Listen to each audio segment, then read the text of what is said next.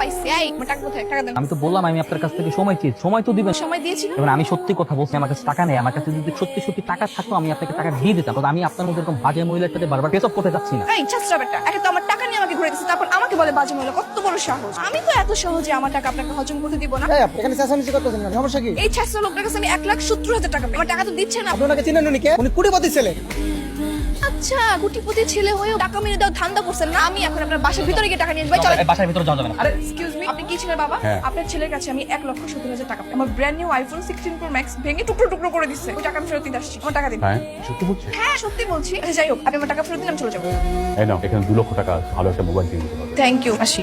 সামান্য কটা টাকার জন্য আমার সামনে দাঁড়িয়ে বলে কিনা আমার ছেলে চেষ্টা, এবং তুমি জানো যে তোমার অ্যাকাউন্টে এরকম 2-4 লক্ষ টাকা পড়ে আছে। জানি, কিন্তু সেটা আমার টাকা না, আপনার টাকা। আপনি খুব ভালো মতো জানেন আপনার টাকা আমি ছুঁয়েও দিই। তাহলে তুমি এখানে পড়ে আছো কেন? চলে যাও, তোমার 2 চোখ যেখানে যায় সেখানে তুমি চলে যাও। আপনি যেটা চাচ্ছেন সেটাই হবে, আমি আজকে চলে যাবো।